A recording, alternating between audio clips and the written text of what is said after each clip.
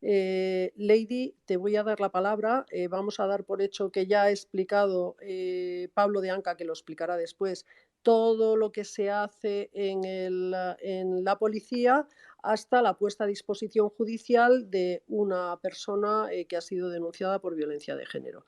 ¿De acuerdo? Y bueno, lo que sí no he comentado desde el principio es que me gustaría que esta charla fuera con la perspectiva de ambas partes, es decir, de la mujer maltratada o del hombre maltratado que además ha sido denunciado en falso por violencia de género, que también se da el caso, o simplemente el hombre que ha sido denunciado en falso por violencia de género.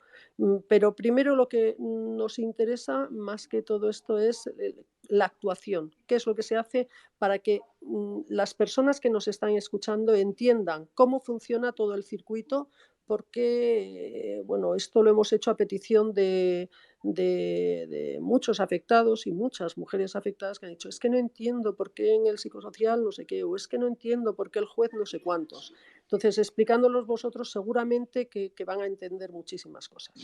Venga, adelante, Lady. Bueno, yo lo que puedo decir es a partir del momento en el que yo me entero que hay o bien un asunto de violencia o bien un detenido por violencia de género. A mí particularmente, incluso la denominación no me gusta. Yo siempre he dicho violencia sobre la mujer. Entonces, nosotros nos enteramos, depende un poco del partido judicial. Hay veces, si es un partido judicial con mayor cercanía a la policía, bien porque es más pequeño o hay más comunicación, te suelen llamar por teléfono y decirte, señoría, tenemos un detenido que ha pasado por violencia y más que nada es una puesta en comunicación para ver cuándo te lo ponen a tu disposición. Lo que pasa es que, obviamente, tú sueles preguntar, ¿qué ha pasado? Y te van contando un poco el asunto y ya pues te lo ponen a tu disposición judicial. Esto es cuando hay un detenido. En otro caso, pues te enteras cuando hay una denuncia, que es cuando te llega el atestado en tu mesa. Yo en mi caso que soy de juez de violencia, digamos, accidental, porque yo estoy en un mixto y mis competencias no son de juzgado de violencia, pero sí que tengo asuntos de violencia cuando estoy de guardia y el juez de violencia no está operativo, no son horas de abiertas al público, que ellos atienden de 9 a 2. Entonces, cuando a nosotros nos llega, pues ya te digo, esto es la primera comunicación o es por teléfono o es cuando tienes ya o bien el atestado o bien el detenido en el juzgado. Y a continuación, pues lo que te toca es, pues, lo primero es escuchar al detenido investigado. La mayoría de las veces se solicita una medida de alejamiento y eso es lo primero que tienes que tramitar, el alejamiento. En mi caso, por ejemplo, que soy juez de guardia, pero no soy juez de violencia, nosotros lo que hacemos es única y exclusivamente todo lo relativo a la situación personal del investigado y la relación con la víctima o con la denunciante. Entonces, distingo porque es que es muy diferente según se trate de juez de violencia o juez de guardia. En el juez de violencia, la mayoría de las veces hacen ya el juicio rápido, de manera que se toma declaración a uno, se le toma declaración al otro y ya se puede pasar a la fase de juicio rápido con medidas incluidas, incluso medidas de carácter civil. Cuando eres juez de guardia y tú únicamente atiendes al detenido o en caso de que se haya pedido un alejamiento o una orden de protección, atiendes también a la víctima, tú únicamente te encargas de esos aspectos. Y he distinguido entre medida de alejamiento y orden de protección. ¿Por qué? Porque la medida de alejamiento es cuando lo que se solicita es únicamente una medida de prohibición de aproximación o de comunicación con el investigado. Las órdenes de protección son cuando además se solicitan medidas de carácter civil, en las que se incluye, esto normalmente ocurre cuando existen hijos comunes. Actualmente, como consecuencia de la última reforma, también cuando hay animales domésticos comunes, que ahora también es tema de oficio para resolver sobre la custodia de los animales. Entonces, en esos casos, pues lo que tienes que hacer es tomarle declaración a uno o a otro, si es posible alguna pericial, por ejemplo, parte médico o alguna testifical, si es algo que te lo permite la guardia, y entonces ya dictas el auto de alejamiento o de no alejamiento y, en su caso, la orden de protección. Y ya se acaba mi papel, porque yo soy De, juez ac- de guardia. de acuerdo. Bueno, creo que ha quedado bastante clara esta parte. Bueno, vamos a dar la palabra de nuevo a Lady, y vamos a seguir donde lo habías dejado, por favor. Hola de nuevo. Bueno, yo lo había dejado en la explicación, ¿no? De cuando nos llegan el procedimiento o un detenido a nuestro conocimiento. No sé si quieres que lo continúe ahí o haga alguna precisión en cuanto a lo que he estado escuchando, entre otras cosas porque ha habido una pregunta directa de don Julio, si no me equivoco, el psicólogo. Sí, puedes actuar a conveniencia. Si te apetece contestar a Julio Bronchal, pues encantadísima. Bueno, alguna cosilla, es decir, bueno, por un lado él ha preguntado qué busca un juez cuando pide un informe psicosocial. Y me ha parecido una pregunta muy pertinente y muy procedente. Entre otras cosas, porque muchas veces los informes, creo que los jueces carecemos del filtro necesario y es por ello por lo que hay muchas solicitudes de informes psicosociales y los institutos de medicina legal están totalmente saturados a la hora de elaborarlos, porque no hay filtro. Te los piden las partes y se concede. Y eso además de implicar saturar el procedimiento, saturar el IMLA, bueno, en Aragón era el IMLA, aquí no sé cómo será, aún no me acuerdo, creo que, no sé, da igual, el Instituto de Medicina Legal, en cualquier caso, que aparte de que ellos están saturados, es que como están saturados, paralizan un procedimiento, ya sea civil o penal, porque hasta que no llega ese informe no se sigue avanzando. Yo particularmente, no, a no ser que haya un problema psicológico o social, no lo admito a trámite, no admito esas solicitudes. No son muchos los que realmente llego a admitir, porque en función de lo que me solicitan los letrados, que la mayoría de las veces son la voz de sus clientes, y hay veces que, como ha dicho María Pilar Hernández, no se pueden negar porque obtienen muchas veces una queja. Hay veces que lo que se me pide es que se pronuncie el psicólogo sobre qué custodia es la más oportuna. Entonces, claro, tú los estás escuchando y dices, usted lo que quiere es que sustituir mi decisión por la que diga el psicólogo. Si usted me dice que aquí hay un problema psicológico, por ejemplo, o pongo un ejemplo de alguno de los casos en los que yo he admitido, pues un chico que tenía muchos problemas y había intentado suicidarse ya 5 veces. Entonces, igual que ha explicado el señor Anca, que eso producía un estrés en la mujer, a mí lo que me producía era la zozobra de en qué medida eso le podía afectar a la hora de desarrollar la relación paterno-filial con sus hijos. Y en ese caso, por ejemplo, yo sí que solicité un informe psicosocial sobre este chico entre otras cosas, porque no era solo que se había intentado suicidar en 5 ocasiones, sino que tenía unas adicciones bastante grandes. Entonces, ¿eso en qué medida podía afectar en sus relaciones paterno-filiales? Pero yo veía ahí realmente un problema, que ese chico, un problema psicológico y que podía afectar a su situación, a sus relaciones. Entonces, creo que la pregunta está muy bien elaborada y a mí también la lanzo al mundo judicial o incluso la traslado también a los abogados de qué se pide exactamente a un psicólogo y exactamente a un psicólogo un informe psicosocial y más allá es por qué se piden tantos informes psicosociales. Yo tengo la teoría que igual es equivocada, lo más probable es que sea equivocada, pero hay muchas veces que si, por ejemplo, se desea mantener el status quo, y no estoy hablando de motivos espurios, estoy diciendo que hay veces pues que igual a los letrados les interesa que la situación se mantenga para ver cómo se desarrolla y a posteriori ya plantear igual una resolución, una decisión final. Esto ha sonado un poco drástico. Una solución definitiva, ¿no? El conflicto, porque en los procedimientos de familia normalmente se tiene una decisión provisional, las medidas cautelares, las medidas civiles y luego ya la resolución definitiva en la sentencia.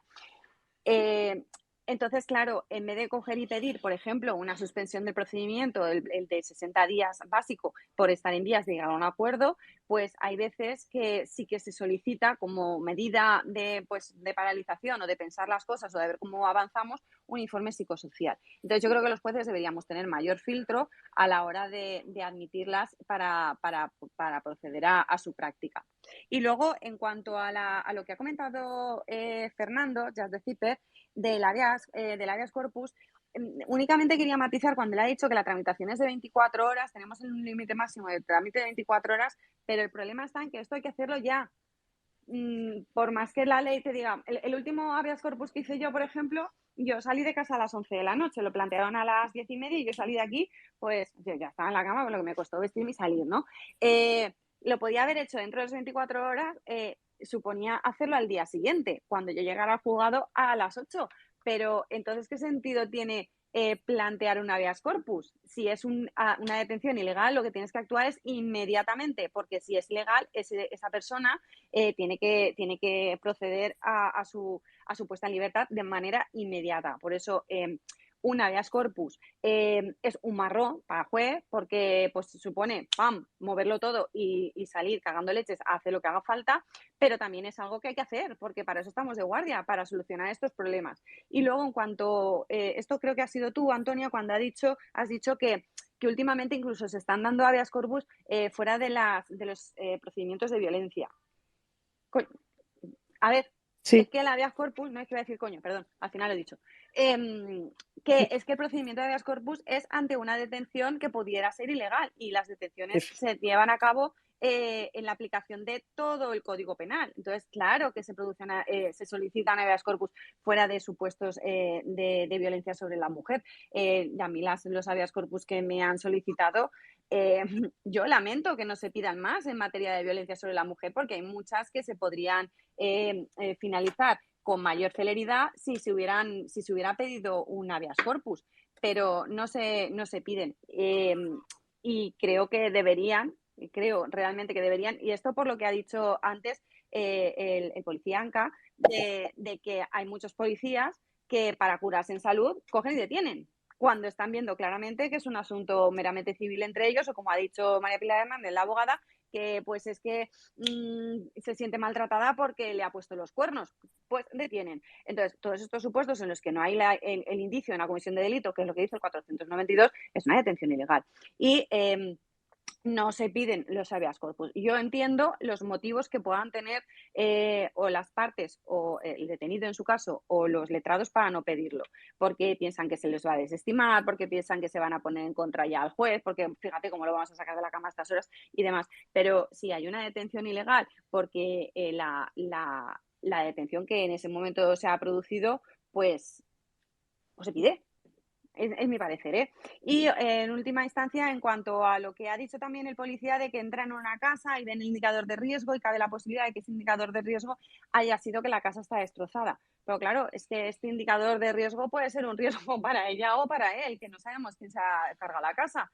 Que, eh, no sé, que es que hay veces que él mismo también ha dicho que en una ocasión pues que vio las lesiones de la señora que tenía un par de rasguños y él estaba, que le habían dado una paliza. Hay veces que te encuentras con todas estas cosas y que independientemente de todas estas cosas con las que se encuentran los agentes, yo entiendo lo que dice, que tienen que actuar en cero coma, tienen que tomar decisiones rápidas y que además tienen la presión de los superiores que le dicen tú ante la duda detiene. Yo todo esto lo llego a entender, pero también entiendo que no se tiene que detener porque sí y que la libertad es un derecho fundamental que nos tiene que corresponder defenderla a todos, los policías, los jueces, los letrados que defienden y esto es una labor colectiva. Y ya está, eh, creo que eh, me he excedido. Efectivamente, Lady.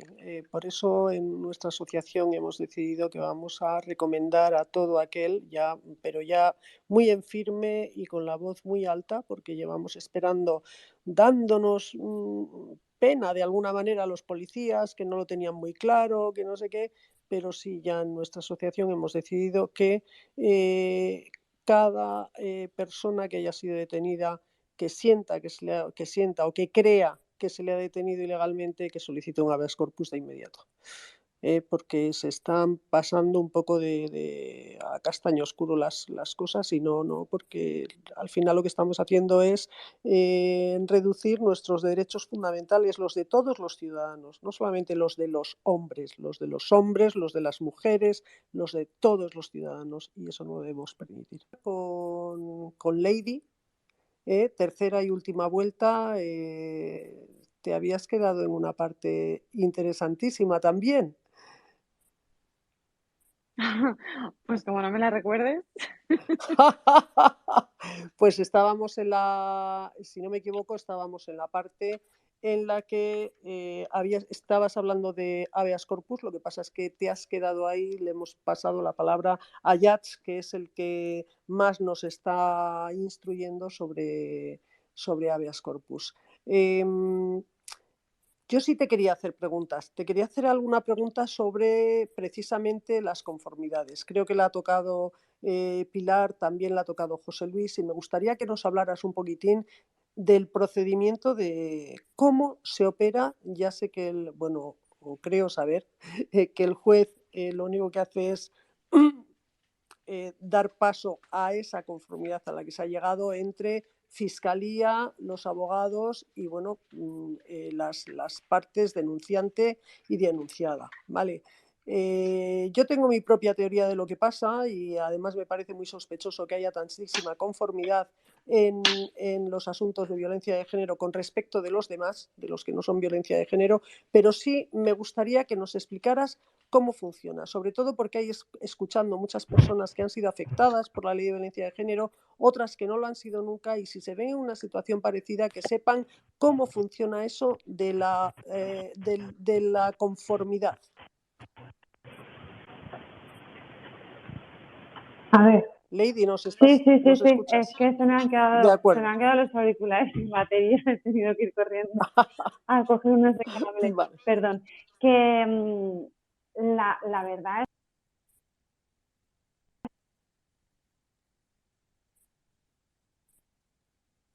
Lady, no te escuchamos. Algo ha pasado, no te escuchamos.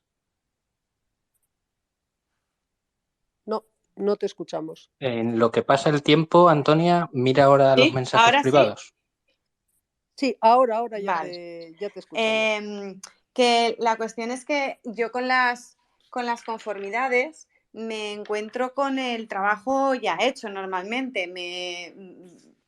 Es una conformidad que son las partes con el Ministerio Fiscal. Entonces, yo sé, me consta, he escuchado tanto de amigos que son abogados como de justiciables, ¿no? Que han sido o denunciante o investigado, que hay jueces que igual sí que llegan pues a presionar, ¿no? Porque hay una conformidad. No es mi caso, porque a mí la verdad es que si llegan a una conformidad o no, yo únicamente informo que si se reconocen los hechos, pues que la ley prevé la reducción de la pena en 1/3. Pero claro, para reconocer los hechos tienes que haberlos hecho.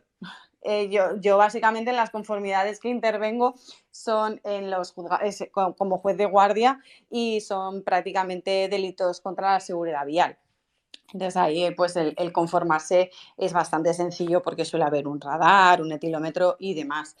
En materia de violencia, como yo no soy juez de violencia, yo ya te digo que no intervengo en las conformidades que puedan tener lugar, y a mí lo único que me llega en aquellos supuestos en los que hay conformidad es simplemente el acta guiada, la pena solicitada por el Ministerio Fiscal y en su caso las acusaciones, y pues plasmarlo en la sentencia con la pena reducida en 1/3.